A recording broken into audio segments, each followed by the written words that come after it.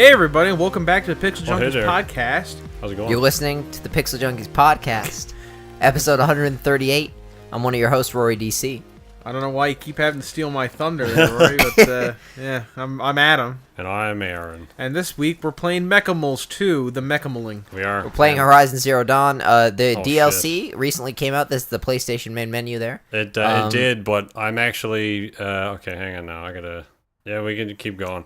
I'm playing through the game on Ultra Hard and New Game Plus, and it loaded that save and not Oh, okay, the yeah. other one, so I'm just gonna I mean, that's understandable. zoom back out. So yeah, what the big thing was last week, we talked about it at the end of the podcast.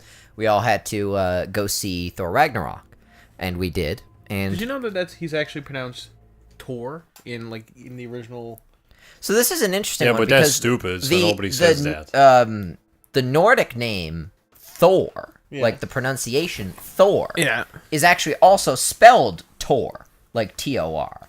Which so Their like language is sometimes just a it's mess. backwards. It's weird. It's like they just Yeah. like switch. Like if it's spelled Thor, it's supposed to be pronounced Tor, and if it's spelled Tor, it's supposed to be pronounced Thor. Very confusing stuff, Swedish. I also learned a really interesting thing about Swedish currency the other day, because you know how they were Sweden got a lot of its original currency from England, because they raped and pillaged up and down the coast of England, and they brought all the gold back, and so for a while the only gold coins were English coins, and archaeologists were like, well, okay, they were only rating from this time to this time. Why do we have coins dating back to they were only rating from, let's say, year 1000 to year 1200? Why do we have Scandinavian coins with the English coins in Scandinavia from the 1500s? And they're like, Yeah. the reason is because the Scandinavians would mint their own coins, but they would mint it with English kings on it, because that's the only currency they have. And they heard them later on and be like, hang on, we can put our own kings on this. It's like, brilliant, Gustav, or whatever. Gustav. So we're the... Whatever. Anyway, yeah, we saw Thor Ragnarok. Yeah. And what did everyone think? I liked it. Solid thumbs up. Yeah. I'm also going to give it a good solid movie. thumbs up. Adam saw it twice. Can we conclusively say that it beats the other Thor movies? Yes. Yes. We're all pretty comfortable with that. Yeah, I think we'll do a little bit of spoiler-free stuff, and then we'll get into spoilers. Yeah, Yeah. I think it's pretty much confirmed. I would say that like across the board, no matter what you thought of the other Thor movies, this one is better. Oh, So yeah. can I I share like the other can I Thor share a movies. spoiler that's actually in the trailer? Yes. So Trailer we all knew spoilers. Carl Urban was evil in this movie. Yeah. 'Cause he's The evil in the long trailer. ass Yeah. screen. But they try to pretend he's good for like 10 seconds. Yeah. Like I was like, he has tattoos on his head.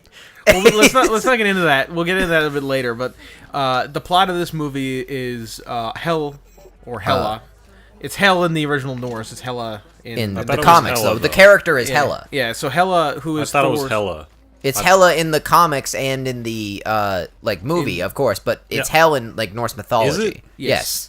You sure? H-E-L. I'm 100% positive. Oh, okay. I'm 110% positive. If Rory's going 100%, then all right. So Hela, sorry, is played by Kate Blanchett, Kate Blanchett. and who does an amazing job. Great and everything. Yeah, she's amazing in this movie. And she comes back after into this movie, and she basically kicks Thor and Loki's ass in a fight, and then hurls them off into space. And they end up on this planet, this kind of junk planet out in the middle of nowhere. And here they find out that this is where the Hulk has been since Avengers 2. That the Hulk ended up on this planet, has been Hulk for the whole time. And Thor ends up fighting him, and then stuff happens, and they end up, they go on a grand adventure. And they meet a couple of characters along the way. This is by far the funniest... I think this is the funniest Marvel movie outside of Guardians of the Galaxy and obviously Deadpool, but Deadpool's kind of special. It definitely gives Guardians a run for its zaniness. But it's very dry humor, you know what I mean? So, Yeah. can I just also point out that stuff, that basic plot of the movie, and I don't mean this in a bad way at all, kind of in a good way, actually. This is all fleshed out over like an hour and a half, like all that stuff. Yeah. Which would seem like it would be the stuff you cover in a lot of movies in the first like 10 minutes. Yeah. Is all like really dragged out. In like a good way. Like Yeah. they flesh out all the moments. It's a good short adventure. It doesn't feel like Man of Steel or Justice League where they're rushing a lot of stuff. And Yeah, this where like is all the stuff happens in a few seconds. This Yeah. is actually a really good movie to have, like, Did you say Justice League, by the way? or whatever, Dawn of Justice, whatever the fuck. The thing in this is, it might be kind of like a bit monotonous and mundane to set up all these things, but because it's Marvel, you know it's going to be important sometime later. It's going to come up later. Yeah. I agree. But what I'm saying is, like, I would show this to, like, film students, being like, this is how you write a very complex blockbuster that has to get all this kind of information, because they're blending two very important storylines together. They're essentially blending together Thor Ragnarok, the comic story, and Planet Hulk, which are two massive Marvel comic book storylines, and they blend it into a 2.5 hour movie. However, I forget what the actual. I will say I running don't length think is. it's quite as much of a masterclass in that regard as Civil War is. No, however, Civil War obviously had a lot more to balance. This is a Thor movie, and yet they still managed to also be a pretty good Hulk movie. It was a pretty, I think it's the best in that regard, probably, because obviously Civil War was not a great Ant-Man movie. No, like, you know what I mean? Like, and it's a good bookend to Civil War. Like, yeah, to those movies. I agree, Yeah. 100%. They're kind of like. You could watch Civil War relevant. first and then watch this one immediately after. And it's a good use of, like, if brief use of. I'm sorry, this is not a spoiler because it was in Doctor Strange. We knew Doctor Strange was going to be in the movie. Yeah. And kind of reminding us that he's still in the universe. Yeah, that was a good just nod, because I think universe building, a lot of it happens not in, like, the macro broad strokes, but in the little nods you do. Jesus, look at that friggin' jump. Like, I think maybe the best example ever is Star Wars for, like, building a universe, like, per minute. Yeah. Like, Star Wars will throw a lot of characters in Star Wars don't do shit. Yeah. But what they're there to do is establish that it's a broad world, and every Star Yeah. Woods movie you get the impression that for each new species you see, there's a whole story. Yeah, like that line in episode 4 where Obi-Wan said, it looks like, you fought in the Clone Wars? Like, yes, I fought in the Clone Wars. Your father's like, what are the Clone Wars? Yeah, that one moment. Yeah. There's so much in that, right? Yeah. And this movie, I think this new Thor is probably the best Marvel movie at doing that. Yeah. That I can think of. Because there's a lot of stuff in here that they kind of, they bring up a past with the Asgardians, like a much more violent past. They bring up a whole planet that's basically at the center of this conflux of interdimensional, interspatial wormholes. Yeah. Like kind of the dumping ground of the universe. Like that is a place I can honestly see the Guardians of the Galaxy ending up in like the next I was kind of movie. surprised there wasn't like a nod to them. very brief cameo Yeah, I know what you mean. where yeah, like actually. Drax would walk by and be like, Yeah. It would have been cool. That'd be it. It'd be cool to see Drax and Rocket in the crowds in the Coliseum bit, like five credits on the green guy or something like that. Kill him, yeah. Yeah, The can we? I'm sorry. Can we? yeah. Let's get into so like I want to get into spoilers because there's something in particular I want to bring up. before we get into spoilers. Just like A good movie, go see it. yeah, good movie. Go see it, Aaron. You're Yeah, absolutely. Yeah. Okay, I mean, at the end of the day, these are superhero movies, and it's good that they're just fun, entertaining, but also at the same time compelling stories. Can I also make a kind of addendum to my statement of go see it? If you don't like Marvel movies, this is not going to be the one that changes you. No. Like, there's Ant-Man you can like without liking most Marvel movies because it has a totally different tone and feel. Yeah. This one is like... Not only is it very Marvel in tone, but it's also pretty like you would need to know a lot of the other stuff going on in the Marvel universe. Like you would need to have at least watched some of the Thor movies, the Avengers movies, to kind of, and Doctor Strange, kind of. Well, I think it's definitely the most. It's the most self-indulgent Marvel movie, for better or worse. I think the only bit that'd be a little bit weird because it doesn't take place it's not a long scene in the movie with Doctor Strange. I think that'd be the only one that kind of stands out. I think Thor is vastly different than he is in the other two films. In this one, so I don't think it might seem like you're missing something, but I don't really think you are. And the Hulk is, I mean, he doesn't have his own movies anyway, so he's not really established anywhere as one thing. Well, I think you'll miss a lot though if you don't know like the lullaby. Yeah, There's gonna be a lot of confusing scenes. You're like, a lot of in-jokes. what's happening here? Plus, like, a lot of stuff that was established, like, okay, let's get into some spoilers here. Like, Loki at the beginning of the movie is masquerading as Odin. You wouldn't know that unless you watched the unless you watched Thor 2. And now they do explain it in the movie right before he appears, like what happened in the last Thor movie. And in a very clever way, they have like a little Loki as Odin is commissioned to play all about the death of Loki, who faked his own death at the end of Thor 2, and which is very in character for Loki, indulging in his own self-importance. And funny because it's portrayed by Matt Damon. Is it? Yeah, I'm pretty sure it was Matt Damon, wasn't it? Who played Loki in that play? I don't know. I think you're correct. Yeah. I did not actually catch that. That's funny. Yeah. Who played Thor in that? Is it anybody? I don't know. I don't It'd be know. funny if it was like If it was like Chris Hemsworth's brother. yeah, like Liam Hemsworth or something. I have a question for Aaron. Yeah. In spoiler territory. Loki is removed from the bridge by Hela long before Thor is. The Bifrost, you mean? Yes. Yeah. But is that not the Bifrost Bridge? No, I wanted to make sure that we were talking. Oh, yeah, we're talking about the same thing. Yeah, because there is another bridge in the movie. That's true. There's another actually major bridge at the end of the movie connecting to the Bifrost. There's a bridge to the Bifrost and there's the Bifrost Bridge. Yeah. It's not the same as the bridge connecting to the Bifrost. So- It'll make sense when you watch it. Was that a wombat? That was What? a badger.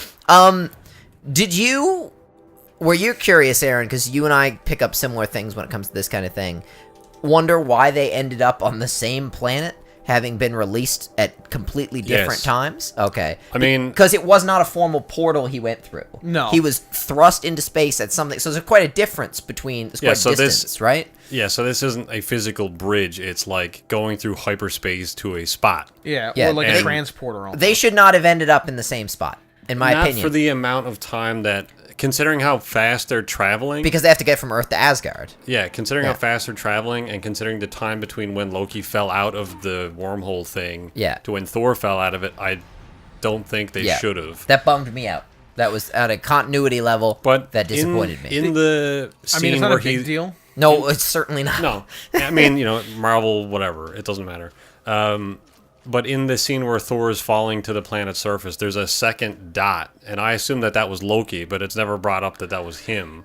This actually could have made a really good Guardians of the Galaxy crossover where you see like an end credit or something like that, where you see you see Groot and Rocket be like, "All right, we got your prisoner," and they like toss a chained up Loki at the feet of Jeff Goldblum, and he's like, "Thank you so much." By the way, Jeff Goldblum, really funny in this movie. It's pretty good. Yeah. As he's playing Jeff Goldblum, let's be honest. Yeah, I mean, I think Jeff I mean, it was rather low hanging fruit, but it was good. Yeah, I mean, it's there's a lot of good humor here, and there's also a lot of good humor in terms of like there's a lot of subtle humor. Like there's a bit where Thor, the character Valkyrie, who's like the new character introduced in this movie, comes in and she's buddies with Hulk, and she comes in to talk to Hulk because Hulk, Thor said to Hulk, I need to talk to Valkyrie.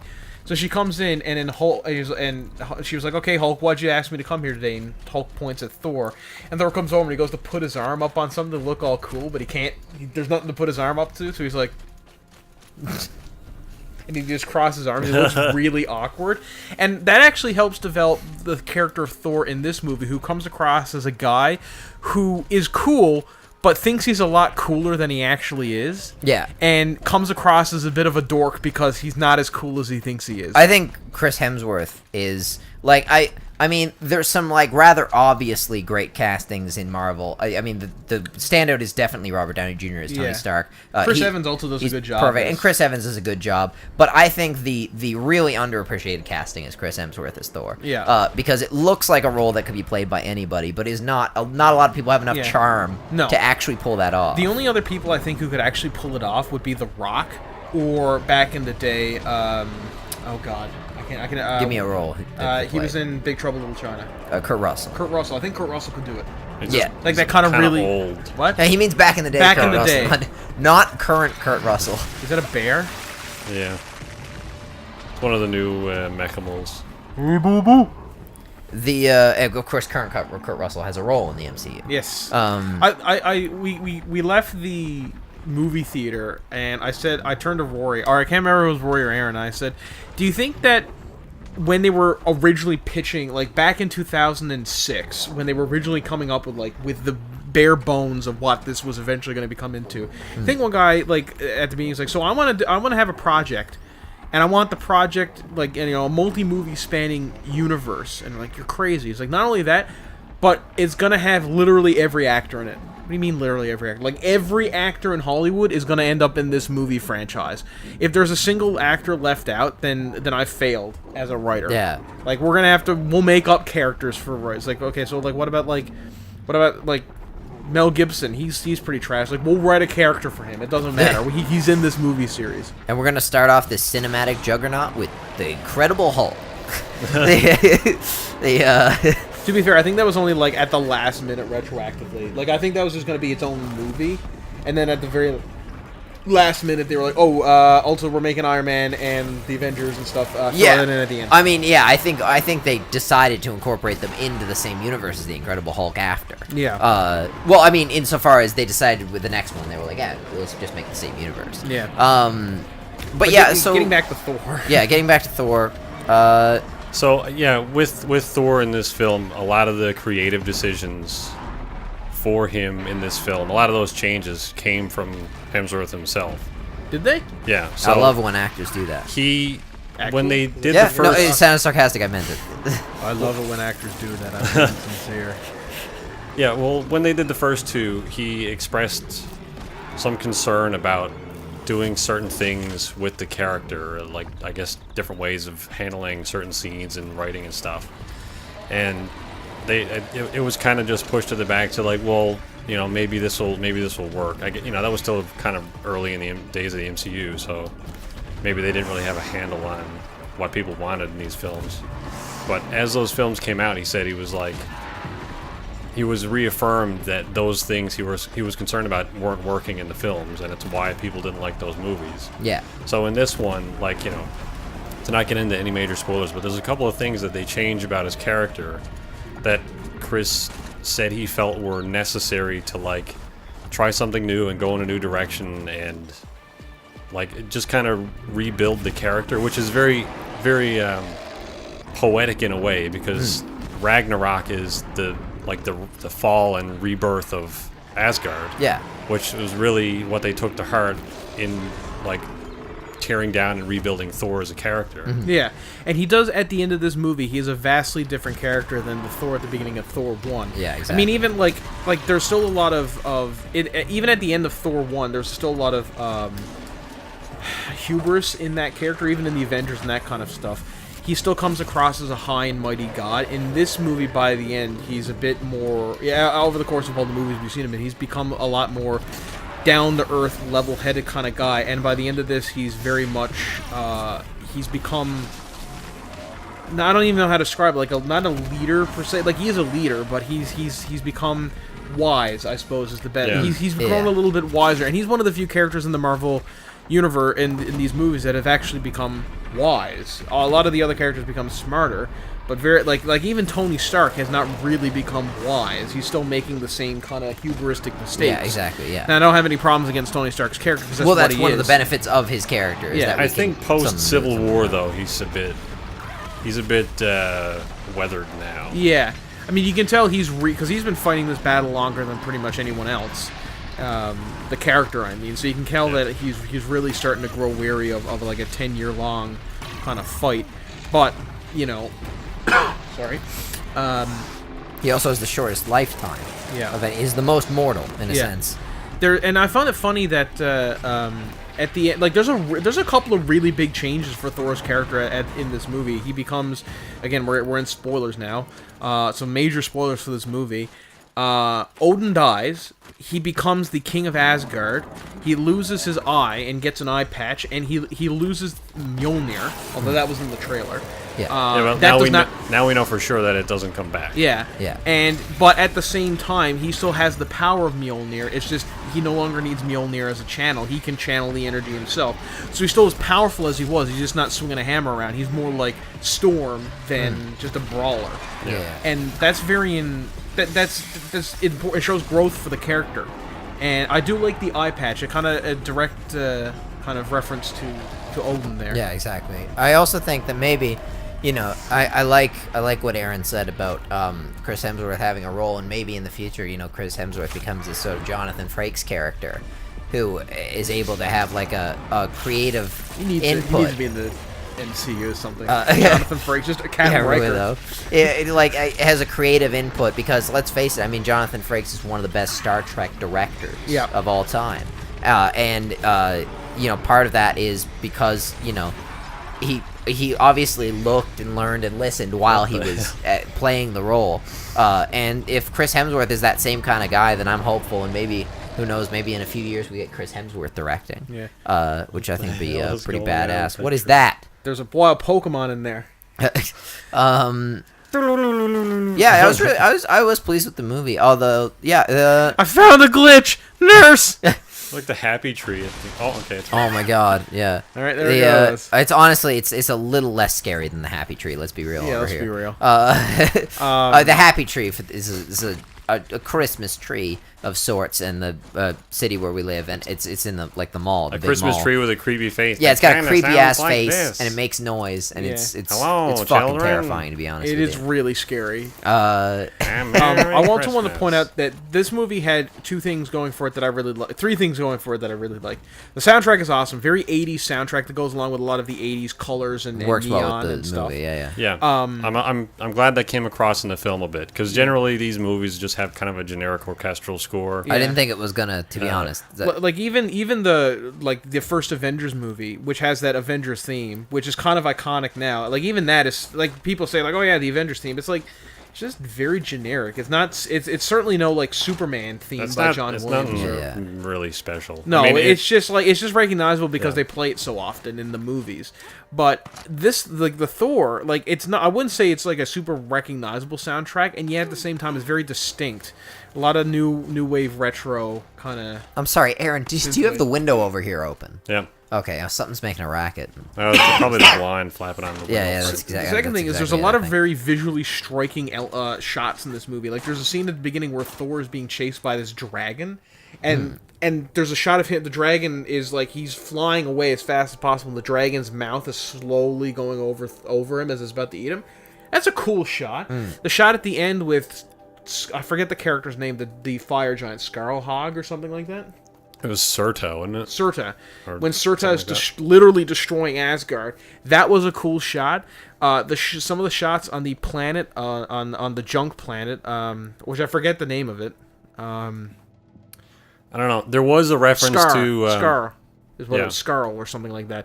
There's a couple of good shots in that, especially of the devil's anus, which I won't spoil what that is in the movie, but you'll enjoy it. Definitely an anus of some kind. And the fight scenes in this movie, we got two kind of big fight scenes. Yeah. They were both really good. Like the Thor versus Hulk fight is actually a pretty good That fight. was decent for what it is. Like you kind of don't expect much Not when the loading battle is that large scale. Yeah. To be real, let's face it. But Like we actually got some good, like, it wasn't just like bash across the map, bash across the arena. yeah, you know? which is Like, what you expect, right? Yeah, Like, to be you honest. actually got some like good like hit like actual combat, and the fight at the end between Thor, everyone kind of at the end. That was Yeah, actually everyone a at pretty the end. fight That was as well. good for a small scale, large scale battle. Yeah. It was decent.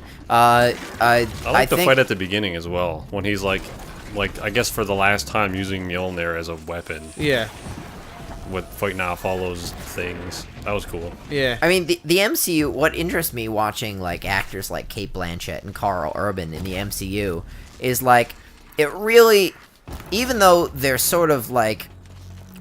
There's so many of them now that it's almost we take their existence for granted. They're so different from other ordinary movies in so far as how much of a collaborative effort they are, because never has Kate Blanchett or Carl Urban been so much just a part of what was happening as they are in this movie. Those are standout actors. Yeah. Like even in Star Trek, when he's Bones, he's one of many crew. He stands out as Bones. Yeah. Like, And Kate Blanchett stands out as Galadriel. oh my god, yeah. In- And in everything she's in, she's such a strong presence on screen. And she has a strong presence here, but Yeah. she's not over. She at no point do you're like, oh my god, like it's Galadriel or whatever. It's like no, she's equally as cool. She's a good villain. And yeah, she's she's one of the better Marvel villains. I would put her right up there with Ultron or Loki. Yeah, I in agree. I terms think of she's yeah. of them. And I'm interested to see how Thanos is handled because they've been building too. him up so much. Yeah. What the hell? And we've killed only that seen thing? a little bit of him. There's a lot of those. The most of which was from the first Guardians of the Galaxy film. Yeah. And Rather, not a lot of lives. So I'm interested to see how he works as an actual primary villain, because Thanos is like, they've been building him up since 2012 as this big, massive threat, and I do want that to come across. I agree, and I think this is what's special about the MCU, right? Is that love it or hate it, because there are legitimate things like some people. The MCU movies are self-indulgent. There's no way around it. No. Whether you think it's good or bad is irrelevant. They are. But the good thing about it is everyone is making the same movie. Nothing is fighting against anything else. Yeah. Which I think is probably ultimately, I like more than, I like the majority, we'll say more than 50% of the DC movies made so far. But their biggest problem in all of them, like or dislike, is that not everyone's making the same movie. The biggest problem in Dawn of Justice, even in the director's cut, which is the superior version of that film in my opinion. I haven't seen the director's cut. So, well, and I'm sure this holds for the theatrical release, though, as well. Maybe even more so. Jesse Eisenberg's making a different movie. Mm-hmm. You know what I mean? The tone doesn't fit at all with the tone of the other characters. Yep. By the way, can I fire when you're away. done, I want to comment on Superman. That was my point. Fire away. Okay. Well, so like kind of getting away from Thor, just as we talked about it for a little bit now. Sure. Right before Thor, there was a trailer for Justice League, Dawn of Justice, whatever this movie's called. Yeah. Just Justice League. A supercut of the film, I would call it. Yeah. It's an atrociously revealing trailer. And in the beginning of the trailer, you see Lois Lane, played by Amy Adams, thank you, wake up in bed, and she comes downstairs outside, and she finds Clark Kent, Superman, standing in a field of corn, and he turns around, and he doesn't even look, and he just goes like he's standing behind her, or she's standing behind him on the porch, and he's out in the corn in Smallville, and he just goes, I think that ring on your finger means yes, and it's a dream. And that's the problem with Superman in these movies. Who the fuck goes out in the middle of the morning and stands in a cornfield?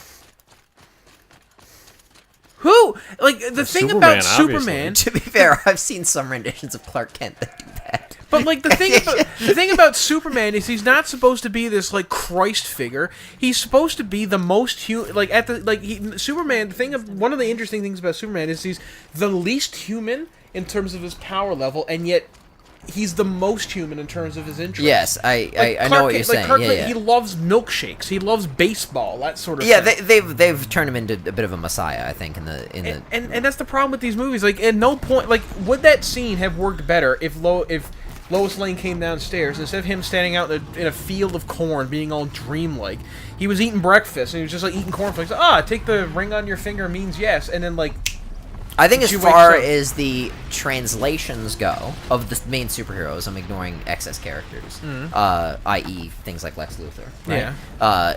I think Superman has been the most, the least faithful translation. Yes. Onto screen. I actually think they've done a surprisingly accurate job of Batman. Especially some of the depictions of old Batman. I would say not only is this a really good depiction of Batman, but this is the best Bruce Wayne we've ever gotten. Since Keaton. I think it's probably the best Bruce Wayne we've gotten. At least since Keaton. And I might adapt that to say since Kilmer, but because I thought Kilmer was a pretty good Bruce Wayne as well. I have to. I haven't seen that movie in years, so I'd have to rewatch. Sure, yeah. He was in Forever, right? Yes, that is correct. Yeah. And just doesn't. It's a tough movie to be in. What was that? What was that line? He said it just raises too many questions. Yeah. But so the thing is, I think Superman has been changed. I think he's been Snydered to a certain extent. Yeah. And I like Zack Snyder, and I like a lot of what he's done with the movie. Yeah. But he's prone to doing this pedestal thing with characters. Yeah. Right? Like, he's prone to doing the Leonidas thing, right? Yeah. Turning them into a god, a myth, like Watchmen, right? And that would be, and there's actually a good story to be had there where Superman is portrayed as a myth, a legend, a godlike being. Yeah. But you can't do it in a movie that's also trying to make him like a character interacting with other characters. If we're gonna make him a legend, a myth, he has to be like something that's not in the movie all that much at all, and just it's other people reacting to his presence. You know what I mean? Okay, so they do that in Supergirl, and it works because he's barely in the show. Yeah. And I've heard Supergirl is amazing. it's terrific, yeah. I 100% agree with you. And I think also you can't do it if one movie after you've introduced him in the first place. Yeah. You know what I mean? We just discovered who he is, and now he's Jesus, now he's dead immediately. Now he's Jesus and dead. And it all look kind of alive. Exactly.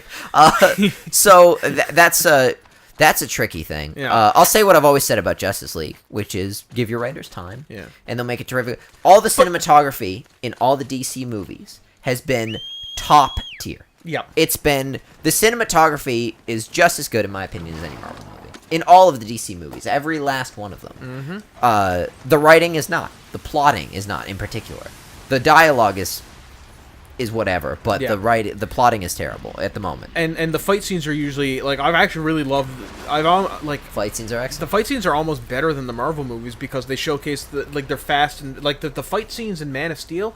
The best superhero fights ever in a movie I have ever seen are in Man of Steel. They're terrific. Especially the Smallville fight between Superman and the two Kryptonians. Zod wasn't in that one. But that was an amazing brawl between superheroes. The only one that comes close is the airport fight in Civil War. And even that is not as good, in my opinion, just because it's more about the characters yucking. Not that it's not a good fight, but it's more about there's an emotional weight there. It's a good emotional scene. It's not as good as the fight scene because it's not as, the action is not quite as up there. Well, let's take through the chronology here. Man of Steel. Yeah. 2013, right?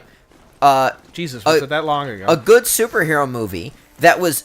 A good two superhero movies that was condensed into one. Mm-hmm. Right? There was a lot of good stuff there, individual pieces, but it was all jam-packed. Superman's sad, and the next scene he's shaking hands with the police. Mm-hmm. Oh no, I just killed her. Oh well, hey! Like that. My dad died in a situation that was completely avoidable.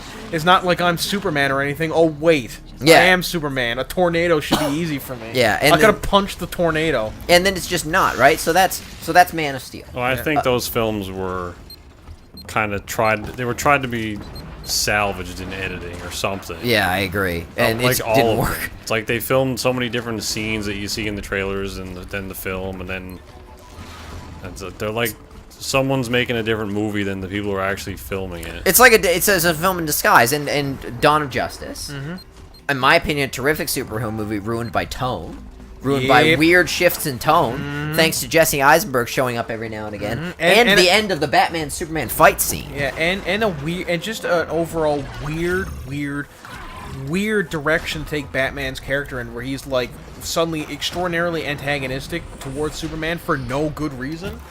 I agree, but I will say it's less sudden in the director's cut. If you watch the director's cut, and I think you might end up liking it. But yeah, I'll have to check it out because like it was just so like all you had to do was change a couple lines of dialogue and you could have easily made it better. Instead of Batman being like, if there's even a remote possibility of him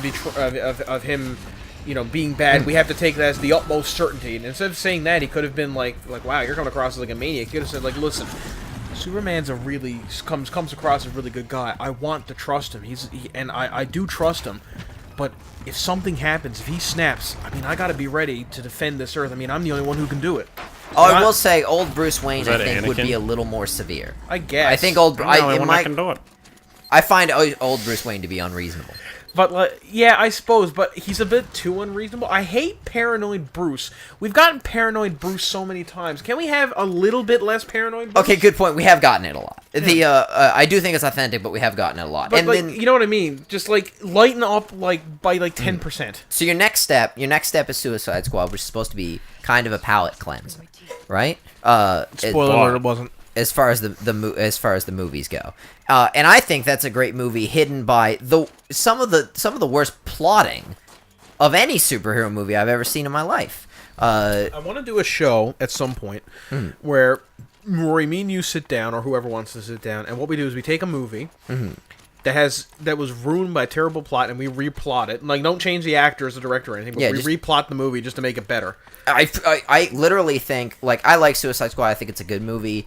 Like, it's solid, whatever. I think you could turn that into a really good movie with a better plot. I don't even think make it not shit with and Adam doesn't like it at all. Yeah. And I think you could take Adam from not liking it at all to really liking it. With just a better plot. You absolutely could. The cinematography in that movie was ridiculous. Cut out 3 characters and cut out 4 characters and rearrange some stuff, and you got a pretty decent movie. I think you'd even leave the characters in it if you replotted it. I think you could find a way. Like, because Ripcord, or whatever the fuck his name was, the bungee guy, the grappling hook guy, he was necessary to the plot. The Suicide Squad has always had useless people in it. I suppose, but for a movie like Cupid and stuff, like yeah, but like you could have had just like 5 characters in this movie, and that would have been. I know fine. what you're saying. You could have trimmed it down. And now I think obviously Wonder Woman has been universally agreed to be the most successful. I actually, and she's my one of my favorite DC superheroes.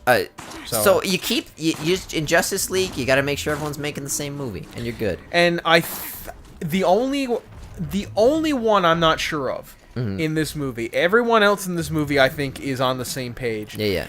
Except for the kid that plays Flash. I do not think he's on the same page. Flash is tricky, isn't and it? I think they're trying to make him be like a really snarky, like, he's the funny character. He's like Quicksilver or like Rocket or whatever. And he's going to come across like a mincing bitch. Well, and to be honest, that's how I've always found the Flash. But sometimes change is good. Yeah. Sometimes you can change a character to fit with the movie you're making. Yeah. I think that can work. So maybe they can make him not like the other renditions of the Flash. Is there purple shit on? What else we got on the topic list? Oh yeah, well, Jesus. We can probably talk about this because we didn't. Oh yeah, let's talk about Mechamals 2, Mech Wars. So tell us about the DLC, Aaron. So yeah, man. So they added the Frozen Wilds expansion, and it is an expansion. I'll just show you the map here. So it adds. So the base game is all this stuff down here. And then they added this little chunk of game up here. That's a fair bit. It looks like relative. It's a fair bit. I mean, it's probably about half the size of the starter area, which is like this bit of the game right here. Okay. Yeah. So it's pretty sizable, and it's got. I really like how they did it because it has its own side quest. That's sort of, I would say it's definitely end-game content because a lot of this stuff is very high level. It recommends you to start at level 30. The cap is 50 in the game. They raised that to 60 with this DLC. But a lot of the stuff they added, like a few of the bears and stuff that I was fighting, they added those. There's the Scorchers. And then, like in the base game, there was the corrupted machines, which had red stuff. These guys are corrupted with another thing called the Daemon, which is purple thingy and makes them even harder to kill. And it's explained, but what I really like about it is it's got its own, like this area has its own story and its own kind of people.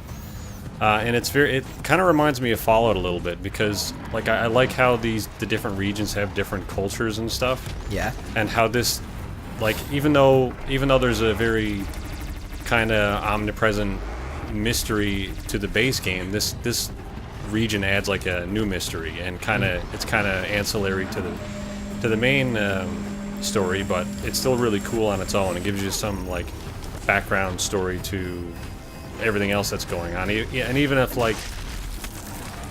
you finish the base game, this stuff will kind of fill in some lore gaps for you.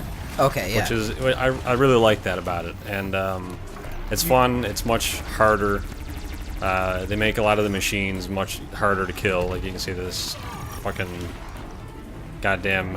Although I don't think, Aaron, I gotta be honest, I don't think anything would be as hard to kill as that Mecha Eagle Mechamole that we fought in the. There are some. I think there's a Stormbird, a Daemon Stormbird here, as well. Can I ask you? So I noticed the region. Yep. The DLC region is attached. Yes. To the rest of it. So if you were just starting this game, I know nothing about this game. Mm-hmm. If you were just starting this game and you had the DLC, would you be able to go to this region, or is visiting the DLC predicated on having finished the rest of the stuff? I think you need to if you were to just do it like from a vanilla save, there's a certain area you need to get to in the game before you can get a quest to come here. Okay, I like that because you just told me it was harder here. You can come here at any point if you have it, but I don't think the quest will initiate. I don't know. I guess if you come here, it will initiate because that would make sense. Okay, yeah, I guess you wouldn't things. like in this game. You're not really compelled to go to areas where there's no quest because there's constantly shit trying to kill you everywhere. So you probably wouldn't want to go to a high level area. Right, you've got other stuff to worry about. It's very kind of old school in that way, where shit is in higher levels the further away you get from the starter area. You are not doing damage to this thing at all. Not really. I gotta be honest. I'm really digging because we've talked about this before, but just like. The different level, like, one of the best things about Dark Souls is the animations of the, well, not one of the best things, but one thing I really like about Dark Souls is the animations on a lot of the boss enemies are really cool. They have a lot of different attacks, and they telegraph the attacks very well. You get that in this, where this is a game of, it's kind of like Shadow of the Colossus, except not, where it's, each fight with a Mechamole is a boss fight. Like, this is obviously a harder boss fight, but even, like, in the beginning of the game, when you fight your first, what are they called, Sawtooths or whatever they're called? Well, even the Watchers are kind of tricky at the beginning. Yeah, They're and it's just like that's like, by the time you get to the end of the game, they're fine. You really do feel that progressive scale, but in the beginning, like, I'm kind of, I'd say about a good quarter of the way through the game, and they're hard. Like, there's one of those things where you come across one, you're like, shit. You gotta, like, set up a kill zone for them and stuff. And so, like, it really, instead of just one, like, in, say, Skyrim, where dragons are just, like, boom, boom, boom, and then they're dead. Like, in this, they really do feel like miniature boss fights. It's really great. Like, I really do want to commend this game for its gameplay. It's pretty good. So, watching Aaron play it, one of the things I notice is that the combat roll, the dodge, is made necessary, which I really like, because a lot of games have dodge, but you can get away without using it, which kind of bums me out. Yeah. Like, I like it when you have a mechanic and then you make it necessary. One of the things, actually, that I think we need more of in games is, me and Sandy were talking about this the other day. You know how a lot of, like, quick time events and stuff like that is, like, hold square, or, like, press square repeatedly. Yeah. I mean, this is not a skill-based thing, right? Yeah. Like, this is just like a menial thing. A great example is in Batman, when you open up the grates and you gotta press the same button a million times.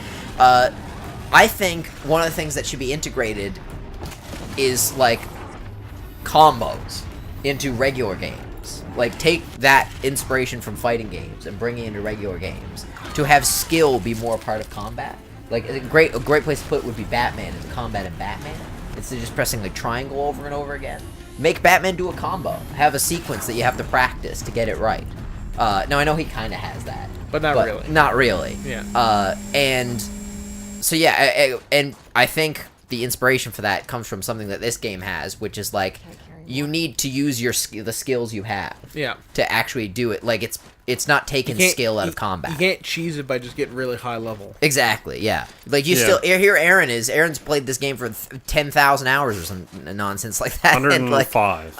So, I mean, like, he's still, look at me, still working hard to win a fight. Yeah, and like, you'll see that more in our plug in our Heartless series that we finished up a little while ago. Where for win points, where we had to fight, we had to get like the heart of each Mechamole, and there was one episode where we pretty much fought for the whole 20 minutes one Mechamole, and it took the whole 20 minutes to take it down. Now, granted, we kept stumbling into other Mechamoles. There was a crocodile Mechamole, and there was a couple of like hyena Mechamoles or whatever. Yeah, but pretty much everything that spawns in that area was after us. Yeah. But that was cool, and like sometimes that happens, yeah. But I mean, like, it's similar to like Shadow of War, or Shadow of Mordor, because I haven't played Shadow of War. But like in Shadow of Mordor, you would be wandering around and a captain would come out of nowhere and attack you, so you'd be fighting him.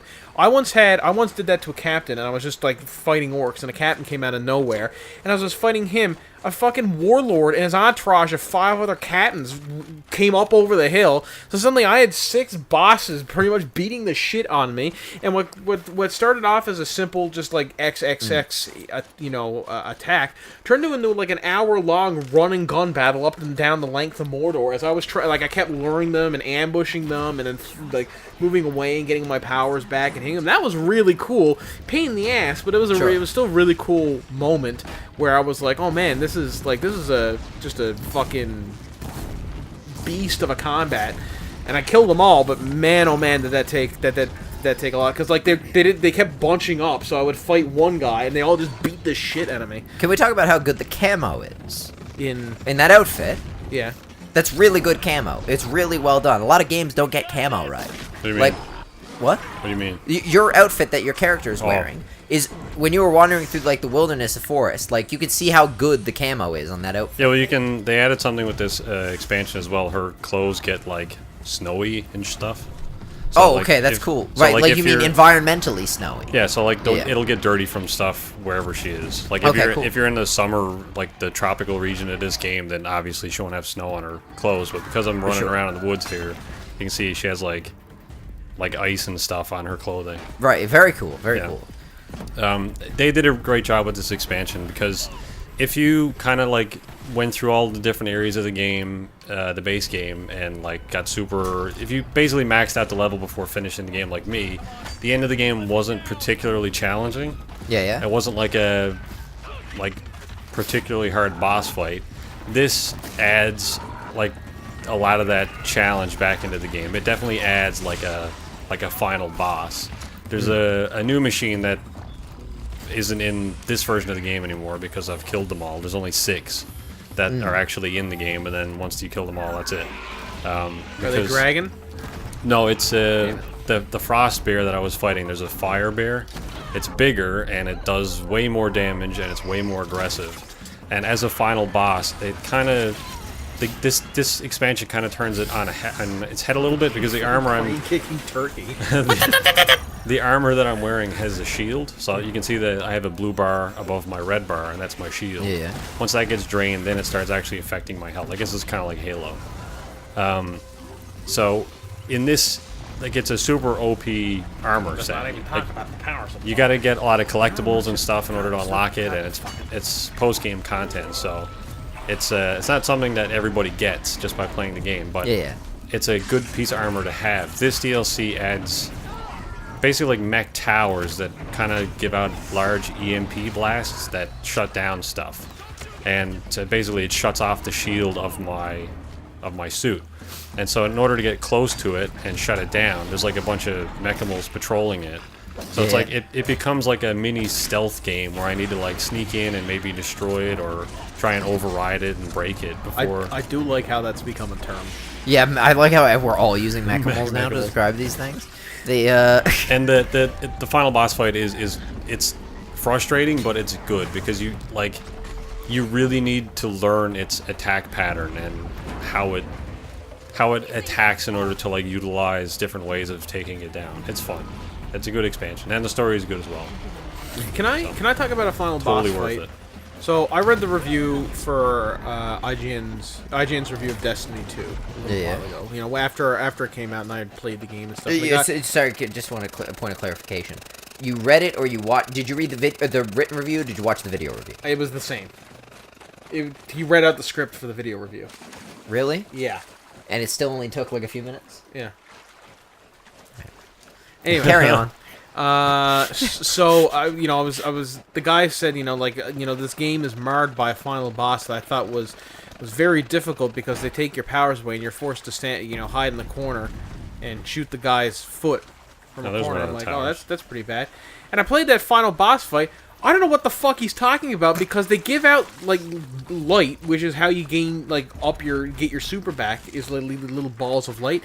The main bad guy starts farting those out like nobody's business, so it pretty much becomes one dude with light versus another dude with with light beating the shit out of each other. It wasn't great, but I don't know what he was talking about. Right. It'd be like saying, like, man, I just thought that the final boss in Skyrim should have had a big dragon. Yeah, exactly. Yeah. What game did you play?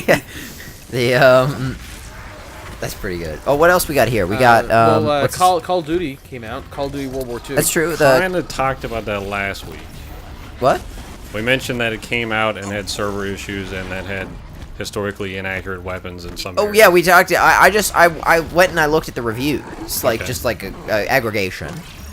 And what was interested me was how for Call of Duty, like they've seemed to have reduced like universally by like 1 or something. Like IGN gave it like an 8, which if you know for IGN's Call of Duty reviews, I believe it's historically quite low. That's pretty much like a fail.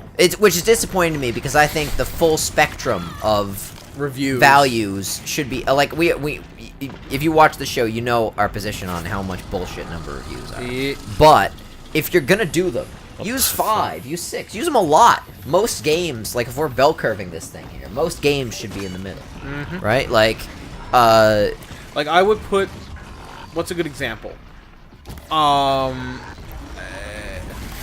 I can't like it's Infamous 1. yeah, would be like a 5. Yeah, Infamous 1 is and a 5 shouldn't be. It shouldn't be like school grades. Yeah. Where everyone, a 5 is terrible, right? No. In school, like a 5 out of 10, 50% is garbage. No, a 5 is an average game. Yeah, like we Like- should rephrase what it I mean, means, you know? 5 isn't garbage; it's passable. Yeah.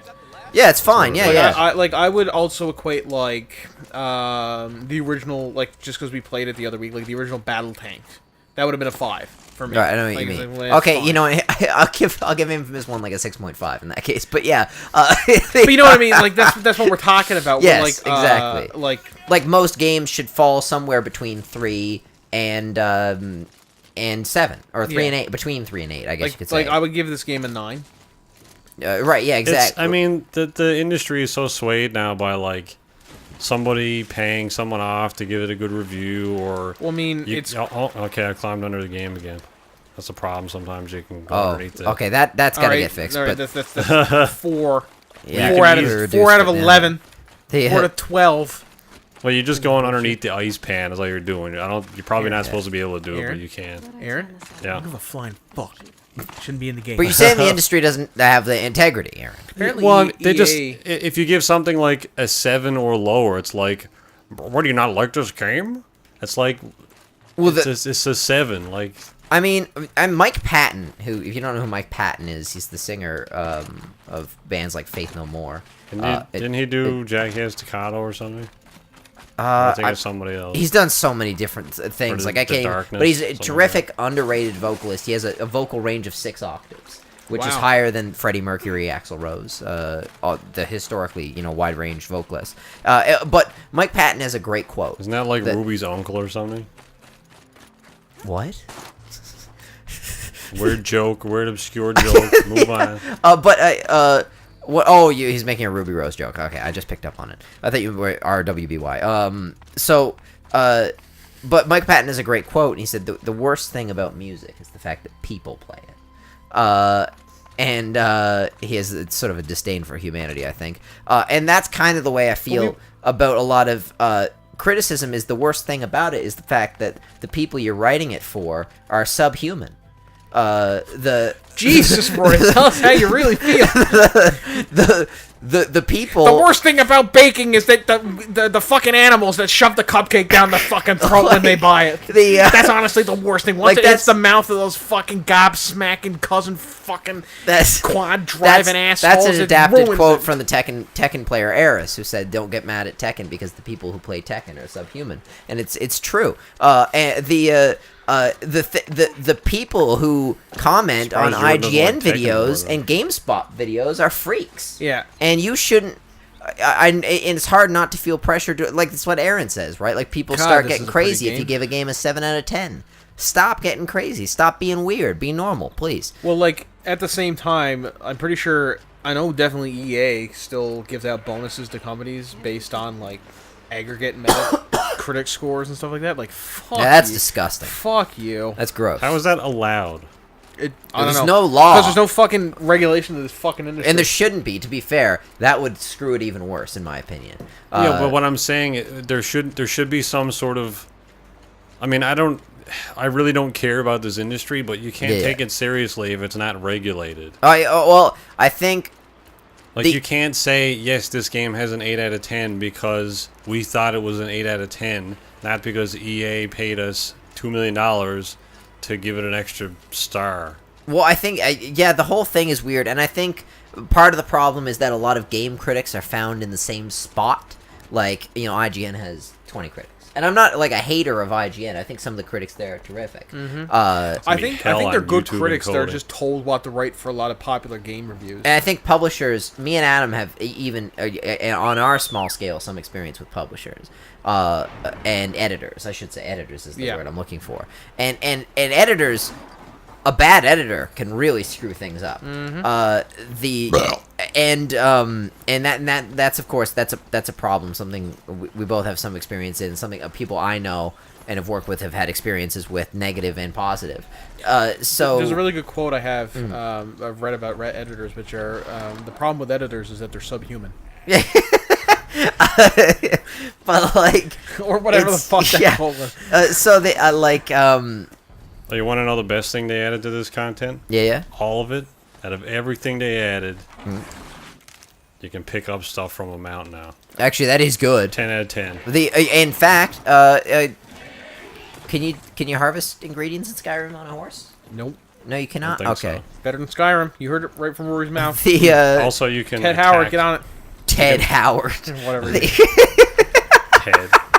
Yeah, Ted, get on it. I love how much just like shit we throw like Todd Howard and Pete Hines' way in the run of an average podcast. The poor guys. Poor to know. Not monetarily, just like in terms of the like thanklessness Pete of the plays job with they Todd have. all the time. Works great or whatever.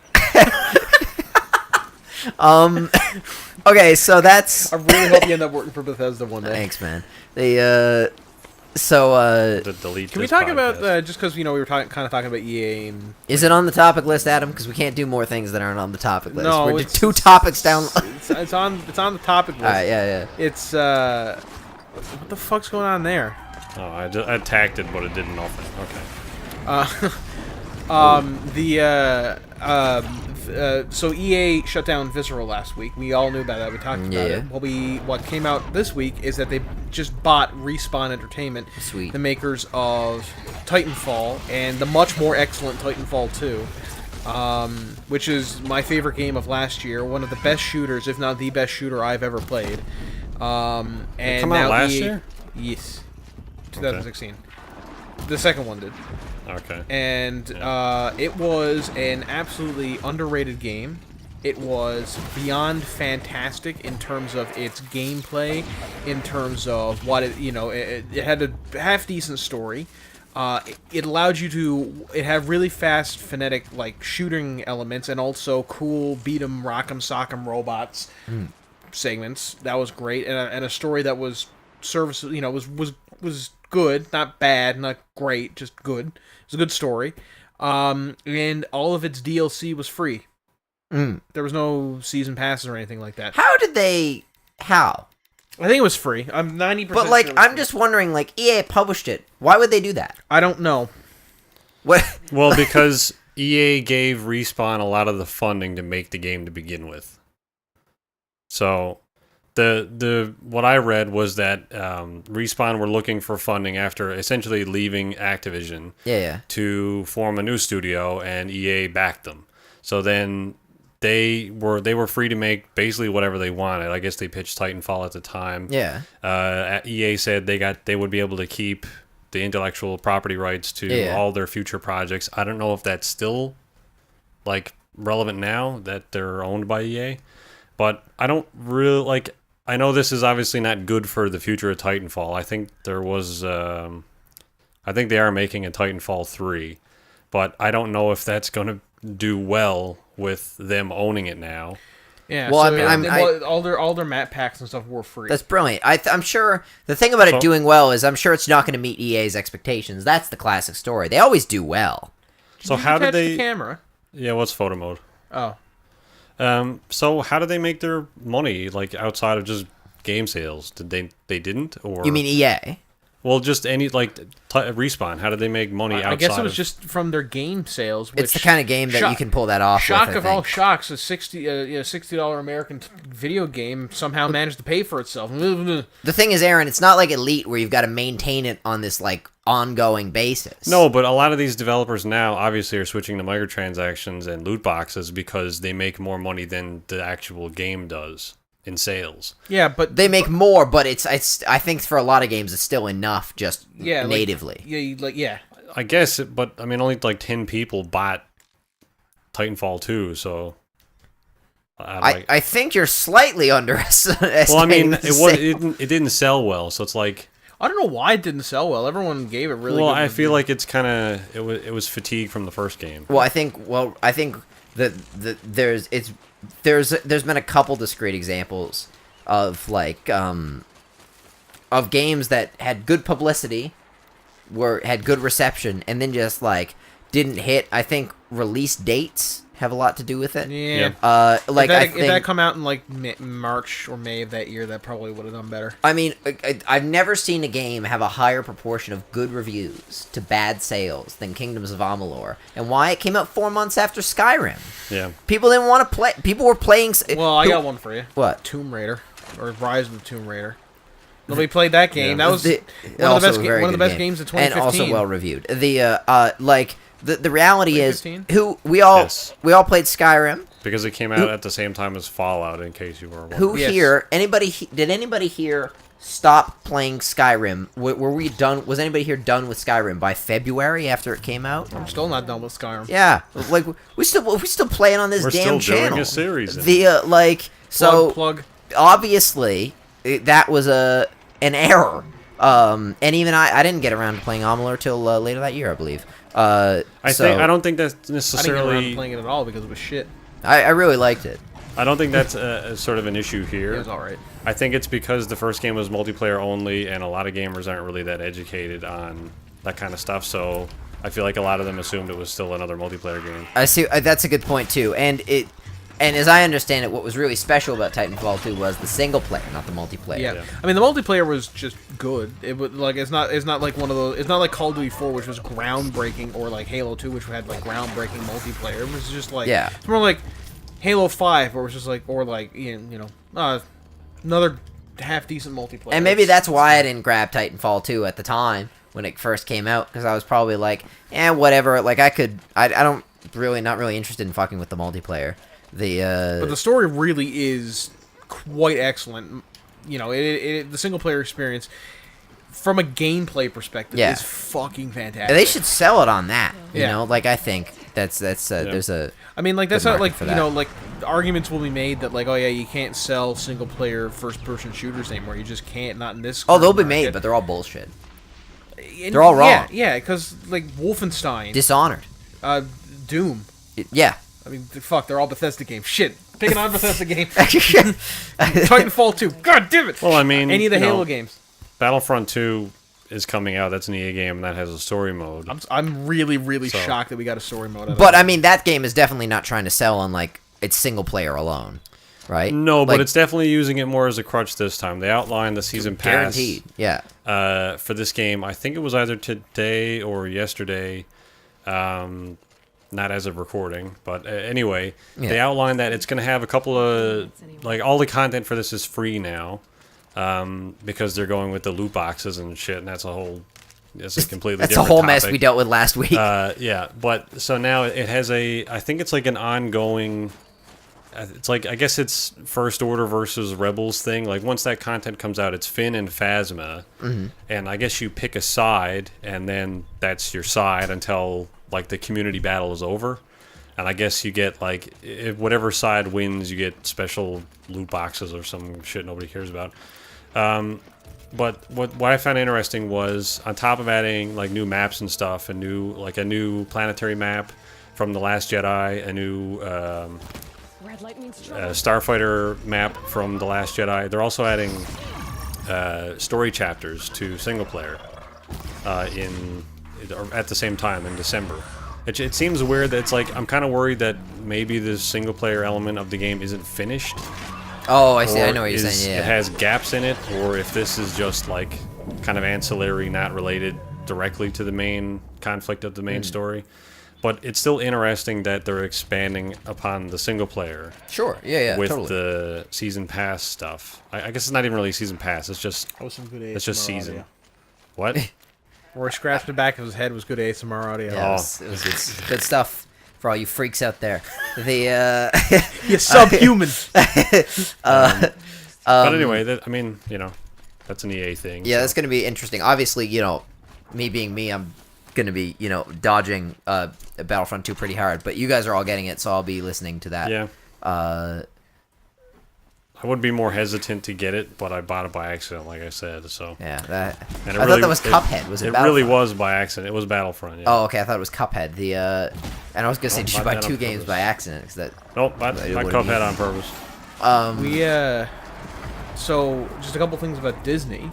The first Yeah. is, I've heard a rumor that Disney is planning on trying to purchase Fox, which absolutely should not be allowed, because that would make Disney the biggest fucking media conglomerate on the planet, and if America still has any kind of shred of self-preservation and common sense, it would say absolutely fucking not to that. Do you mean? one. What do you mean when you say Fox? As in Fox, the Fox. Everything to do with Fox. That's what I heard. So we even Wouldn't that including make the Fox news. better? Like, are you I talking don't know. about I the don't know. cinematic? I think they're mostly focusing Like- on their cinematic style. I feel like Disney owning Fox News would be a really I think they would. amusing plot I think they twist. would lose. I don't think they would go for the news, but I think they would go for all of like the TV movies outside of the news. I think they would. Yeah. They're looking to purchase. Hey, I mean, if they can buy it, they can buy it, right? I guess, but they shouldn't be allowed to buy it because that's like we already got enough fucking conglomerates on the go. We don't need another one. Well, there are limitations. There are in the U.S. They do have monopoly regulations. Yeah, but they don't seem to. Anyway, that's a whole nother The, thing. But also, apparently, Disney's streaming service is gonna, the Netflix thing is gonna Yeah. cost less than Netflix, which is good Yeah. because people aren't gonna buy it to watch the Marvel movies, and that's it. Well, that's exactly right. And And Star Wars. my whole point with it was that no one wants. If It's like people go- already spend Netflix, they don't want to spend more money a month on I another streaming don't- service. This still doesn't make any sense to me. Even like it should be cheaper because it's going to have less stuff. Which is exactly what they said. But the stuff that would be on their service is already on Netflix, so I'm still paying more. They're trying to get it away from Netflix. Yeah, That's I know, but their justification, it doesn't make sense. You're still making me pay extra money. Well, you're still okay. So this is a great point. Aaron's saying if I'm spending $9 a month now for all the stuff they're just gonna take, why am I gonna spend $9 plus $4 a month for the same amount total? Like, of I don't know things? what it's like in the States, but all the Marvel movies, all the Star Wars movies are on Netflix here that I can watch now. I can just pull it up whenever I want to watch it. Why would I then spend an additional $5, $10 on all that stuff for a separate service? So to answer your question, Aaron, you shouldn't. That's why it's still bullshit. Yeah. So I mean, the reason they're doing it is because Disney wants all of the money. It's not acceptable that they have a large quantity of the money. They want all of it. If they could have, if Disney could get every dollar on Earth by killing every single child, I'm pretty sure they would. They don't care that it's what's easier for the customer. Just like the people That's who not do slander. the people, That's an opinion. The people who do Uplay and the people who do Origin don't care about what's easier for the customer because the customer has spoken pretty loud and clear. We like all our games on Steam. It's one of the great benefits of Steam. It's not just the fact that we got sales and all that. That's all well and good. But we like having there's still the DRM free army complaining about Steam and stuff. Hey, I mean, and there's cases there, to be honest. But like, I wonder where the snow stops. But that stuff, however, It's a is scene. not rectified by having Origin and by having Uplay. It's not like Uplay is this big DRM free mecca of video games, right? So yeah, I think that's the issue with this whole Disney thing, and that's always been the issue. Well, and then the other thing is, are the Netflix Marvel shows going to be on this service? That who would the be fuck so. knows? Oh wait, that's a great point Like, because I those are would've- Netflix shows, aren't they? I would assume they're not going to get pulled from Netflix, but I'm wondering if they're going to be on this other service as well. Probably. That would be the sensible option, but it's Disney, so what they'll probably do is go, no, and take it off Netflix. Yeah, but can they? It's like it's a Netflix original. Yeah, this is the issue because Netflix. This is a Netflix original. Like Netflix show. made them. I assume they have some licensing. That's a great question. I'd like to look Sounds into like a that. good case of cease and desist. Come down with the big old boot. Cease and desist. Yeah, I'd like someone to look into that actually. Netflix is just one of those Let's Players, right? Can't have them steal our stuff. Sorry, I stopped doing the Vicky voice. Can't enter this location. Why not? Was that what that was? Yep. Oh, I guess it's. All right. Those are pretty good. Mickey No, voice. I just don't. I'm not acquainted with Disney characters. Mickey Mouse. We should probably clue up because we're about. Probably. So it's 11 o'clock. I saw Blade Runner. Oh, did you? Whose fault is Yeah. that? Is it good? It's terrific. Is It's it my better than fault, Thor? Aaron. I Your fault, apologize Adam. profusely. Yeah, we're gonna see Blade Runner. Adam had something, so we didn't see Blade Runner, so I saw it with Caroline instead. No, I was saying that Adam said it's 11 o'clock, and I said it's your fault. Get Oh, away, okay. kid. I was only joking, but Adam took it personally. I didn't take it I didn't mean personally. to I was insult your joking mother, back Adam. at you. God damn it. Did But not mean anyways, to insult Aaron, your you've known family. me for 3 fucking years. Know when I'm joking. It's really good. Know when you're choking. The acting I is do, all though. terrific. The soundtrack, Smash his head in that soundtrack fucking is which is one of the coolest parts of the original Blade Runner, in my opinion, is like how Yes. like how much the soundtrack like cuts through. It's not just like it fits the mood or whatever. The Blade Runner soundtrack goes beyond fitting the mood. John right? Williams did a good job. It just like it cranks through. And at times it kind of makes you uncomfortable, right? Because that's the way the sound is mixed, and the sound mixing in this movie is some of the best ever. And it's not just like new retro wave 80s synth. It's that with a lot of moody blues. And let's say I gotta say, I'm gonna say Corrales, right now, Vitralis, whatever the name of that track is, amazing. if this doesn't win the Academy Award for Best Sound Mixing, I gotta watch the movie that does, because I can't imagine anything beating this. Or probably a better solution. La to that La is Land to, 2. to keep saying that the La Hollywood La is Land. kind of biased and judged, The or and bought and judgy. EA paid the judgmental fuck, I don't know. Oscars. What? That's just they were paid money by EA. And I mean, there's obviously there's only so much I could say about a movie that's this just good. That other than that, you gotta go see it. Is it better than the original? I mean, ask me in 30 years, right? Like, because I'm asking because we're on the podcast. part of what makes the part You of heard what 'em, makes everybody. the original the original. Tune in to episode 987,000. The, You'll get your answer. Like, what makes the I'll be dead long original before the that. original is a lot, in part, a lot of the things that have been inspired by it, right? Like, so many movies were inspired by it and have tried to, and how few movies have ever been able to reproduce it, right? And reproduce a lot of the things it tries to go for. So Alright. it's going to be a long time. Found the and glitch, nurse. I guess it's necessarily got the impact of the fact that it has the benefit of being the second, and so you can you have your inspiration standing right there, and this is so last year, 2016, Denis Villeneuve did Arrival, and which did not win Best Picture, but was very good and was my #1 movie last year. La La Land one, right? yeah, I think, No, Moonlight won. Yeah, right. La La Land almost won. Won for but like 2 didn't seconds. at all. Well, yeah, won for about 3 seconds before Jordan Right. Horowitz was like, "Yeah, I think you guys fucked up." Who read that out? It was Warren Beatty, All right. Yeah, and that was so awkward. it wasn't his fault though. No, she read it out. The woman who was with him read it out. Yeah. And Well, it said like Emma Stone, La La Land, because it was the best actress and he was like, envelope. He recognized What? it first, and then kind of like fumbled around for a bit before Jordan was like, "Yeah, Well, fuck all." I'm of sure this. he was like, "This is the wrong card." Yeah, he Can tried I to have- stop her actually, if I recall. Yeah, can I have the real one? But it's Yeah. like you don't want to do that when everyone's like, "Who got it? Who got it?" Exactly. and And- everyone thinks you're joking around. I will See, say I would go like who was best actor for 2016?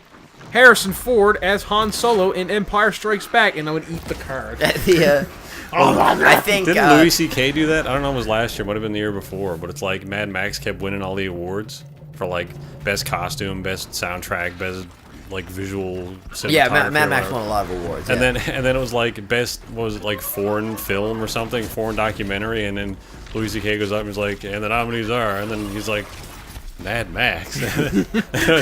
He's like, no, it's this one. It was funny as shit. They We'll probably won't be doing that anymore. Yeah. We can't talk about that. Yeah, didn't he like do something or whatever? I mean, he God. weird dude. That's well, yeah. But Going right back to Blade Runner. but Moonlight was very good. But Arrival did not win. And like this movie's also really good, but I suspect he won't win again. And he's been doing awesome movies forever. I suspect, I have the instinct that it's not going to be what they pick. In fact, I'll be impressed if it gets nominated. Just like, me and Adam, of course, remember he did Prisoners in 2013. Terrific movie that no one watched. Fuck, that was a hard movie to watch. He did Enemy that very same year, also with Jake Gyllenhaal. Terrific movie, no one watched. Which one was Enemy? Enemy, it's like Jake Gyllenhaal and Jake Gyllenhaal. It's like, they've got like a twin thing going on. A really good movie, no one watched. So, at least people are watching his movies now, but I still don't think he'll win an Academy Award. Alright, we've got a couple things to run through in our speed round. So you would recommend going to see this movie? Absolutely. And you don't have to have seen the first Blade Runner to understand it. It helps. Although you should see the first You Blade should see Runner. the first Blade Runner. I recommend the 1997 final cut of the movie. Just watch the movie. Get whatever cut Watch you the can. 1997 final cut of the movie. Well, the Get director's, whatever cut you get your hands the on. theatrical cut and the director's, there's like a bunch of different cuts of the movie, There's- and yeah, they brilliant. changed the ending. So, And there's stuff in between too that Yeah. gets. so is the one you're talking about the director's cut, or is it? So different? it's no narration and Unicorn Dream. Okay, yeah, that's one that I saw. Yeah, it's good, right? Well, the ending is just like, oh, it's over now. Okay. All right. Yeah. I was waiting for a really cool like final boss scene, but then it's credits. All right. You didn't like Tears in the Rain? I mean, yeah, that wasn't the end though. No. It's like, But that was the final boss. and then the credits roll over. Like, all right, Mario Odyssey's still really good, apparently. I have That's friends good. who've played it now; they like it. 7 out of 10. I haven't played it. I'm just trying to stir up controversy on the internet. AM General suing Activision over unlicensed Humvee depiction Yeah. in COD games. Yeah, so that's a real short one. Humvees, the vehicles used by American military for like light infantry and Yeah. stuff, have been depicted in COD games for a while. I didn't really know what the copyright on all that stuff was, but apparently they weren't licensed and they look a hell of a lot like actual Humvees. So the company that makes them is now suing them. Can I ask you a question, Aaron? Yeah. As someone who knows a good bit about card games and and things of the sort, You know Aaron plays the Blue Eyes White Dragon. Attack so mode. I there's a lot of, I think copyright law kind of gets a bad rep as far as things go, because there's a lot of good reasons why some of this stuff is established. Why is it, if you're Ford or something, right? So I'm Ford, me, Rory. I have a car called a Taurus. You got it. So that's something that I've put out into the world. That's the Ford Taurus, right? Yep. Handles like a dream. Great Maybe to it drive does, all the maybe time. it doesn't. What the hell right do I have to say you can't put a Ford Taurus in your game? It exists. It's like, Yeah, but Superman exists, and you wouldn't expect Superman to show up in the middle of a COD game. Although It's- that would be awesome. It's just How awesome IP. would that be? All of a sudden, Superman comes in. but and that's a beats the character. It's not an object. It has a backstory. With a character, you've earned yourself someone's intellectual property. Rory, clearly you need to invest yourself in the deep, rich lore of the Ford universe. I'm not suggesting that you put up all of Ford's schematics in your video game, but like that's like saying you can't have Velcro in your video game on people's shoes because that's a company. They can't mean use Velcro tissues. adhesive tape. You can't use that tissue. That's a Kleenex, obviously. So you can't have, like, what? These are objects. They're not. But they're property. still they are intellectual property. trademarked, copywritten, registered items. The construction of them is intellectual property. The physical... I mean, yes, for the most part, you can get away with putting the representation of a Ford Taurus in a game. What a weird car to pick. Generally, a lot of like game developers and people who put like they don't have the license for Ford, so they won't put an actual Taurus. They'll change the headlight design or something so that Ford will go, "That's our car," and they'll say, "No, it's not. These are the headlights. They're different." And they'll be like, "Okay, we'll throw that case out." You can pretty well get away with putting a licensed car in a game, but just taking the badges off of it. So if you took a Ford Taurus and then just removed all the identity that it's a Ford Taurus, both Ford and Taurus, then you can probably get away with that. But what's wrong? Like, why can I not depict what's a famous building, Adam? The Chrysler Building. Can I not depict the Chrysler Building in a game without getting any interesting that we? I don't think so. Like, I still think that like. I can get flack for depicting. I feel like it's a gray area where the people who own it might throw shit at you for it, but I don't know if there's anything really they can do other than we have a bigger team of lawyers than you. It's crazy because video games are an approximation of reality. And as far as I can tell, you should be able to put essentially whatever you'd like in them, as long as you're not using anyone's story. If somebody owns the design or the name of something, then yeah, but you're not designing a car. Do you know what I mean? You're depicting an existing car. It's not like I'm making cars that look like Ford Tauruses. It's totally a gray area that they're getting away with this, where other games will get away with depicting vehicles that are clearly Range Rovers or Honda Civics, but don't have the names on them. I think maybe one of the cruxes of the point here is that it doesn't say they're Humvees on them, but some characters in those games refer to them as Humvees. So that might be... So if they called the Bumvees, that would have been fine. I guess. That might be their smoking gun in this instance. Like, that's... Like, clearly this is a Humvee. Your characters refer to it as such. You can't call that Kevlar. We have to call that something else. Velcro. This is the dumbest shit ever. This is in the some worst... cases. Have you ever heard of the worst case of copyright infringement? The worst case of copyright infringement is there was a type of rice... I wasn't jasmine rice, but let's just say it was jasmine rice. Basmati. That was grown in India, and it was a specific breed of rice that had been culturally developed by native Indians from India for hundreds of years, if not thousands of years. They grew this specific type of rice. Goddamn, Uncle Ben ruined it. Some company, it might have been Uncle Ben, came in and said, "Hang on, this thing has its own unique genetic code. Nobody's copyrighted this. We're going to copyright this." Yeah. This is our genetic code, and so the farmers who had literally been growing this friggin'... What is happening here? Lots of robots. The camera got close. The farmers who have been literally growing this fucking rice for hundreds of generations suddenly couldn't grow it anymore without risking copyright infringement for a company that had nothing to do with this rice. And while that's offensive and disgusting, it's at least a correct use of copyright law insofar as they were... actually growing the rice, not drawing it. Right? They were actually those. No, they were drawing it. Those like rice farmers were actually making the rice and trying to use it. And, they were trying to use Uncle Ben's rice. But like. If I came along and I drew Uncle Ben's rice, Uncle Ben can't say that because the whole point of intellectual property is that you're taking something from someone else, right? You're using it for the same like purposes, right? I'm not taking any money from Uncle Ben by putting their rice in my video game because they're not trying to sell virtual rice. No, but they're selling real life rice. It's still representative of their brand, though. Can I be honest? There's something about the way you say rice farmers that sounds like... you're not meaning to be insulting, but there's something about the way you say it. Like, those rice farmers? Well, no, I was intentionally trying to speak as, like, an executive from Uncle Ben. Okay, that's fine. Which came first? The rice or the Peter Parker character? We looked that up. I think the rice... No. I think Peter Parker came first. I think the character came first. The character... Okay, then it's okay, because... I don't know why I said the Peter Parker came first. It's frustrating to me that they're both named Uncle Ben.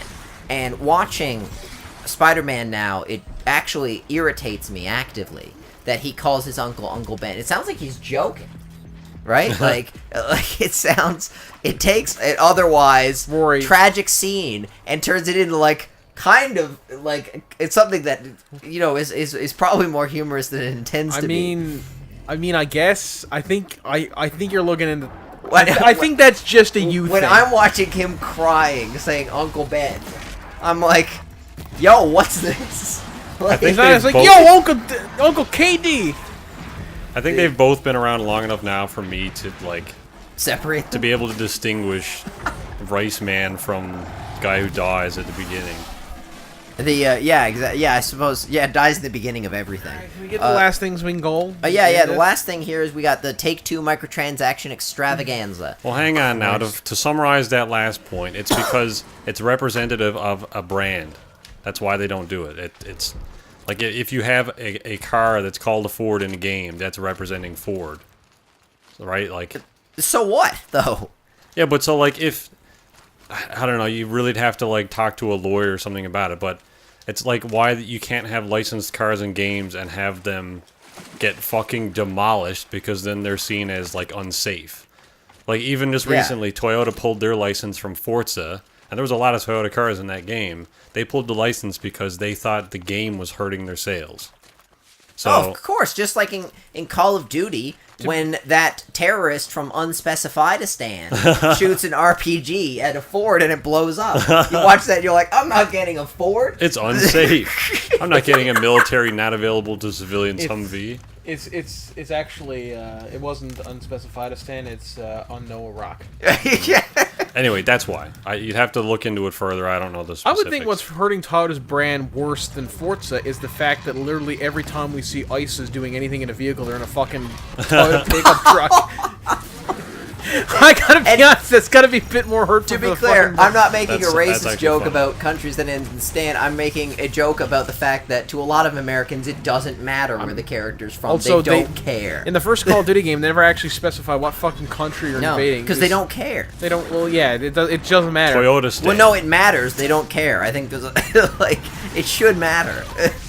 It's Toyota stand. Iraqi stand is pretty sure. That's what's where hurting their they're- sales. Found out what your thing is, Nissan They're Toyota. I just love the idea that someone would like this. I'm totally usually on the side of copyright laws. This is not one of those cases. I think this needs to be corrected. All right. Well, getting on to the extravaganzas, we get into. Oh that. yeah. I can get something to eat. The Take-Two microtransaction extra. Oh yeah, Adam probably hasn't eaten in a while because he had to do that podcast. So what's before this about, podcast. Rory? What's this about? So Take-Two, famous Take-Two executive Strauss Zelnick. Take-Two what? Take-Two Interactive. Who I'm pretty sure killed Uncle Ben. It was a joke. Oh, sorry, man. Strauss Zelnick. By the way, Strauss Zelnick is a great name. It's like no matter what else Yeah, we're for gonna say a about Bond him. villain. But yeah, that's what's great about It it. sounds like a cologne. Strauss Zelnick. It does sound like kind of like a cologne, doesn't it? Mr. Bond. But like a good Or cologne. like a really luxury condom.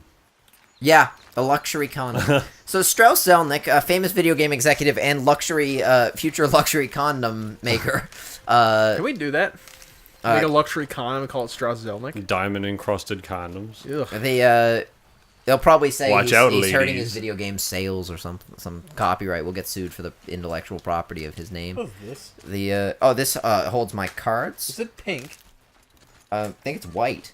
I can't see in this light. That away. You Be mean sure light? to show Rory's card information also. It is white. All right, what? Over So here. What light are you talking about? In Get this angle, it looks salmon. Oh, okay, yeah. get to the hairy anus microtransactions. Yeah. So, Strauss Zelnick has said that all Take-Two titles from here on out will include options for recurring payment, right? Which, if you don't know what that means, because that sounds like some business shit, it means that once you buy the game, you'll be able to pay for it again later. Not pay for it. This is not like a 3 easy payments of $15.99. This is like a you've purchased the game, you've played the game, now you can buy additional content. What we often call either microtransactions or DLC. It's a little unclear. Something in that spectrum. He was general, which has varying degrees of success. The issue kind of is like. Well, DLC is fine, but let's face it, we all sort of suspect he's alluding to microtransactions here, even though technically he didn't say it. The issue is, for me, partly the games that Take-Two is involved with. the Grand Theft Auto thing is neither here nor there because this sort of thing is around in Grand Theft Auto. We've talked about it numerous times in this podcast. The Red Dead Redemption thing for me is neither here nor there because I do not play Red Dead Redemption. For me, the really critical one is Borderlands. And Borderlands is a game that does not have microtransactions, but if you wanted to put them in, you have plenty of opportunities because that whole fucking game is loot. And if you're going to turn those into a loot box, or maybe what I suspect might happen, let's say you go to open a box in Borderlands, and then the weapon that's actually in the box pops up, and you get another option. You can buy with this in-game currency now that I've just made up called Borderlands points. No, it'll be Iridium. Iridium. Or whatever. Yeah, Is that what it's called? Iridium. In the game Yeah. Yeah, I think so. It'll be Iridium. So with Iridium, enough Iridium, you can buy this... Sorry to deflate Borderlands books. By the way, just because we're on the name of stupid currency, apparently there's a petition going on in Australia. At least I read this on the internet, so I don't know if it's true or not. But they want to change their national currency from the Australian dollar to the dollar-redo, which is fantastic. I suspect that's not true, but it's Australia. All bets are off. I'll look that up right now, but keep going. But yeah, so I suspect if you have enough Iridium, you will be able to purchase the more advanced gun. And Iridium, of course, you'll be able to buy. You'll be able to buy packs of Iridium. You get 50 Iridium for $10. I don't know what the quantities are going to be. But you see where I'm going with this. Borderlands is a beautiful game, I think, in terms of, like, game design. And it's a game... So, when did the pre-sequel come out? Anybody have a year for me? Nope, this is a real 2014? thing. 2014? Oh, wow. 69,000 supporters. 2014, Aaron? I'll say 2014. Like that sounds about right to me. So, Borderlands is a modern game that's been getting away with, and by getting away with, proving that you don't need to have all this craziness to sell a single-player game. You don't need to have all these microtransactions and obscene stuff like this. Borderlands is just a great game. And Strauss Zelnick says, we want to give players a chance to engage with the game after its release. You know how I like to engage with my games? I like to play them. And then I like to replay them. That's how I engage with them in the future. And Borderlands is a great example of that. There's a lot of shit in Borderlands to do. Right? Maybe I play it through, play a little single player. All right, cool. I move on to another game. I come back, play a little co-op with one of my friends. Me and one of my office mates are actually installing Borderlands in the office so we can play it together. So we'll get notifications about that at 4 a.m. from your Steam. Yeah. Adam's making a joke that I was playing Starfighter in the office. Great game. The best flying game ever. Their Elite Dangerous is actually they're doing a Starfighter DLC. That's the next big thing. There's the cosmetic skins that make your ships look like the pixelated versions from Starfighter. I just want to kind of comment. Are you? Yeah, that's my thing. My thing is it's gross, and here's why it's gross. So here's an even grosser thing. I watched Jim Sterling did a video on this. I hadn't even heard of it before. Jim Sterling did a video. I take it with a grain of salt, but apparently there's a company out there. Grain of salt DLC. What they're doing is they're now allowing people to pre-order digital currency for microtransactions. And what these people are saying, not to the gamers but to their investors, is saying, listen, here's what you got to do. You got to bank on the hope that this game will be a big seller, so that the people will want to buy this currency at a. So let's say. But that's their customers. The customers are the investors. To a certain extent. Yeah. So what they're saying is, like, let's say the game's in-game currency is called dollary dues. Yeah. So they're saying, right now, before the game comes out, $5 American will get you $10 dues. When the game comes out, $5 American will only get you $6 dues. So it's actually more beneficial to you now that pre-order the currency, and that'll give you exclusive weapons and stuff. And the hope is by pre-ordering the currency and by banking on the popularity of the game, people will want to buy the currency when it's more valuable, and that'll help increase revenue sales. That is the single most disgusting thing to come out of the games industry this whole year. It's very clever. It's very clever. It's extraordinarily clever. It's a great business move. It's also very scummy. Well, because let's face it, this isn't a game. This is a cryptocurrency disguised as a game. Yeah. Because the cryptocurrency market is a tricky one, right?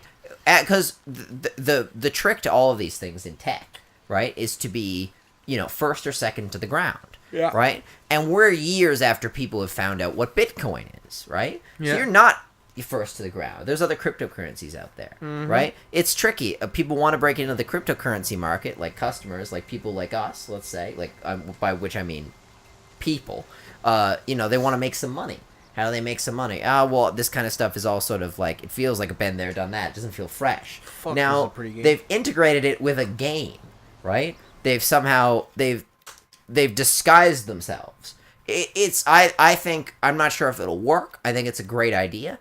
As an idea. I think it's gross, but... As something for this industry, which is already facing a lot of internal backlash, because nobody outside the games industry gives a fuck. But in the games industry, there's a lot of backlash to go about like the pure level of microtransactions currently on the go. Yeah, this and doesn't help. The fact that there's now pre-orders for microtransaction currency is pretty in now keep in mind this is a mobile game, so let's not like. But at the same time, I bet Activision, if it was a Bobby Kotick or whatever the fuck his name is, at Activision fucking filled the cup when he heard it's like, hang on, whoa. You're telling me that you can pre-order micro transaction currency? Oh, Jesus Christ. Oh, somebody get me a sock. Why doesn't he have socks? Somebody give me a sock. I don't know. But man, posable Aloy. yeah, that's a great pose there. All great, authentic poses that like in character and everything. That looks like when like in Dragon Ball when they get like lazy on the animation, they want to do like over the top reactions. Like flip moves like holy. Do I have a question? Do they have any poses her character would actually make? Maybe maybe this one. I don't know. What was the one where she looks like super kawaii? There you go. Kawaii. No. That's totally Keep going. What are you talking about? That's totally it. Keep going. Kawaii. Keep going. What the hell? Hey, we should Why end now. can no one say that word on this damn show? That's how I It's heard. not kawaii. It's kawaii. Yeah, but I've heard Koreans say it, and they're like kawaii. It's Japanese. I don't care. But that's how they say it, and he knows Japanese. I don't know. I don't care, Rory. Fuck off. Kawaii sounds like kawaii, which means like You're going to kawaii. All right, let's go. There we're that one. Kawaii. All right, let's go. Okay, let's end. Goodbye. Whoosh.